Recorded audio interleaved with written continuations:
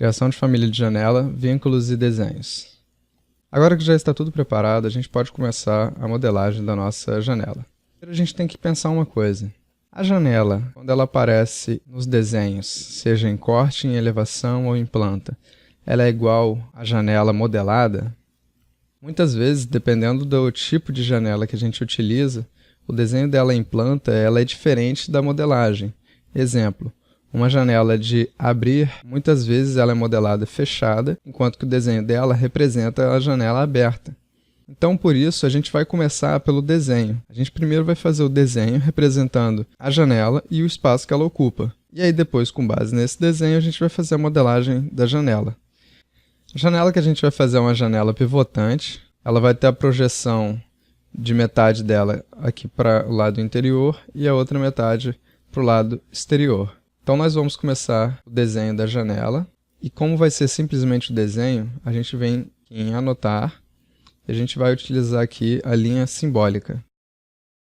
Agora, um outro passo muito importante é em relação aos vínculos. Porque como a gente vai fazer uma janela que ela é paramétrica, ou seja, com a alteração de um parâmetro, com a alteração de uma informação dessa janela, toda a modelagem, toda a representação dela se refaz.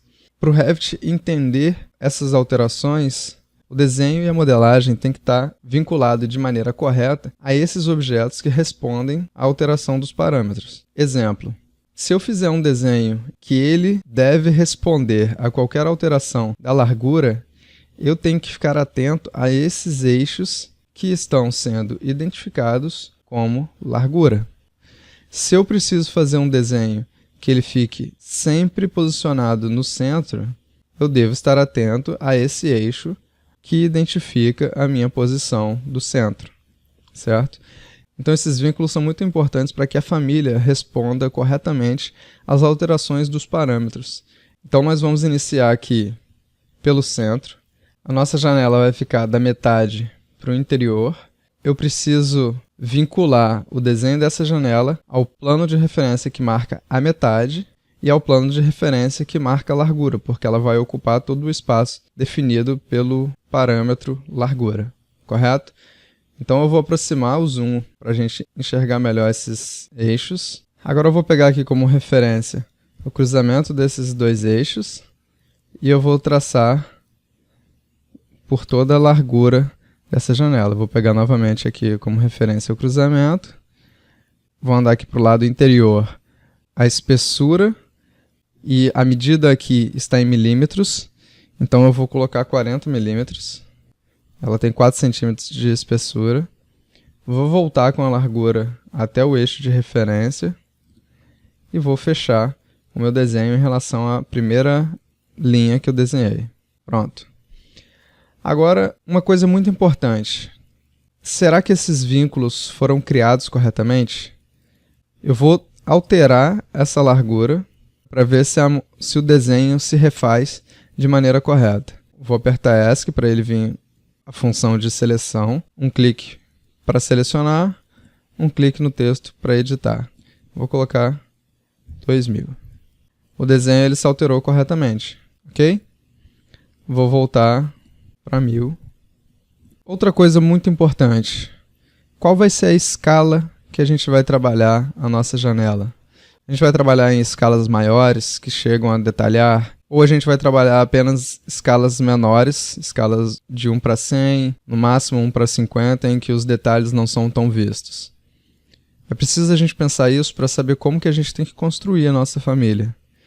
No nosso caso aqui, a gente vai considerar que essa janela só vai aparecer na escala de, no máximo, 1 para 50. Então, por isso, o desenho dela vai ser um pouco mais simples. Eu vou apenas criar uma outra linha aqui em anotar, linha simbólica, e eu vou pegar agora como referência a metade da espessura do desenho que a gente fez e vou levar até a outra metade. Esse vai ser o máximo de representação que a gente vai colocar para a nossa janela, onde eu tenho as linhas da espessura da janela e do vidro marcando a linha central da janela. Agora, o que falta é a gente fazer a projeção desse espaço que ela vai ocupar. Vou selecionar a opção de desenho através do arco do centro para a extremidade E eu vou marcar o cruzamento dos eixos como centro, vou marcar o final da janela como início do arco e vou levar até o eixo de referência. Então eu vou travar esse arco para que ele fique sempre numa posição central. E agora eu vou desenhar o arco do lado interior. Vou selecionar o cruzamento aqui dos eixos como centro, o final da minha janela como início do arco e o plano central como final do arco. Vou travar a posição central como referência. E agora eu vou desenhar uma linha que vai ser uma linha de projeção desta abertura até esta abertura, que serão as linhas tracejadas de projeção da abertura da janela. A cada etapa que a gente finaliza, a gente testa se os parâmetros estão funcionando corretamente. Vou selecionar a cota e vou editar o tamanho da minha janela para ver se toda a representação da minha janela se refaz corretamente. Os limites da janela se modificaram, o tamanho do arco se modificou respondendo à alteração do parâmetro. Então ela está correta, eu posso voltar para o tamanho inicial e continuar a construção da nossa janela. Agora, para finalizar a parte de desenho, falta a gente fazer a representação da janela nas elevações. Eu vou para a vista de elevação exterior. Eu tenho a marcação prévia aqui do vão da nossa janela. E aqui eu vou desenhar o tipo de abertura da nossa janela. Então, para fazer esse desenho, eu venho aqui em anotar, linha simbólica. E eu vou fazer marcando aqui a referência do ponto do meio, a referência da ponta do meio, ponto do meio, ponto do meio, ponto do meio, para ser a abertura da nossa janela.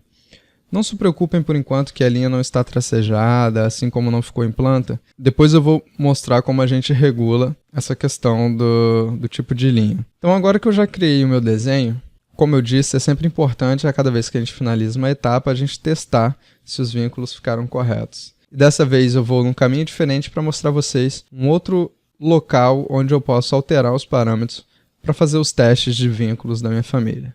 A gente pode vir aqui em tipos de família e alterar de uma vez só os dois parâmetros, tanto altura como largura. Então mudei a altura de 1500 para 1000 e largura de 1000 para 1500. Quando eu aplicar aqui, vocês vão ver que vai acontecer algo indesejado. O desenho de representação da abertura ele não ficou vinculado à metade da altura, porque eu não tenho um referencial forte. Aquele referencial de ponto do meio ele não é um elemento, ele é uma posição que se desfaz. Então, por isso, a gente tem que criar uma referência para que o meu desenho responda e entenda sempre essa referência como metade da altura. Então, eu vou cancelar e eu vou dar um Ctrl Z para voltar ao que a gente tinha antes. E agora a gente vai criar um plano de referência para a gente marcar este ponto, para a gente construir a abertura da nossa janela. Primeiro eu vou apagar essas linhas da abertura da janela. Então a gente vai criar o nosso referencial através do plano de referência. Não precisam se preocupar com o tamanho deste plano, ele vai ser apenas uma referência. E agora a gente vai desenhar a nossa linha de abertura da janela, dando como referência estes planos centrais.